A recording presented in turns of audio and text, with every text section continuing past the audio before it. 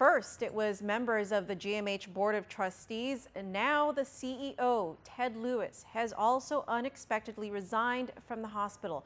But before the surprising announcement, Governor Calvo visited the hospital and met with hospital staff this morning. This is what happened before Lewis stepped down this afternoon.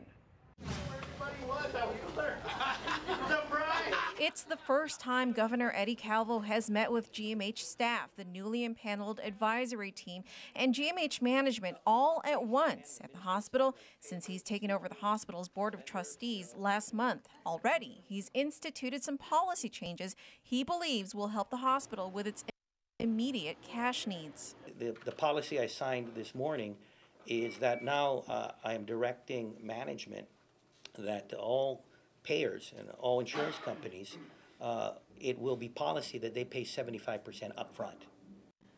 And I'm talking about within the billing period. Governor Calvo says this will prevent the sometimes 100% rejection rate the hospital sees from insurance companies. This means that insurance agencies will be required to reimburse GMH 75% of submitted claims within 45 days, whether or not there are disputed claims. But we feel that it's adequate. Hey, 75%, you pay up 75%, and then we'll deal with some of the issues that you may have, and we'll iron it out. At the meeting were various department heads and other technical staff members. The hospital's CFO, Benita Menglonia, and medical director, Dr. Larry Lizama, were also present. Noticeably absent for the governor's first visit, however, was the hospital's chief executive, Ted Lewis, who's been on the job for just 6 months. While the GMH Advisory Board has met with GMH staff and administration, no formal meetings have taken place with Lewis. Noticeably absent from this meeting was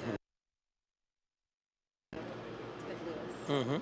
Yes. Is there a reason why? Again, at this point, as the guy representing the this morning.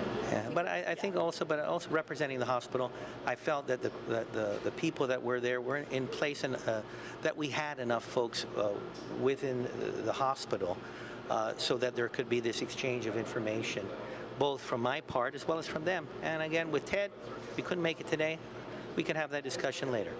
During the meeting, the governor also said that his presence and intervention at GMH is a significant move for any governor to make and sends a powerful message. And again, when some of the practices of 100% rejection, I would hope that you wouldn't have to have the governor to look at that and say some of these things just aren't acceptable.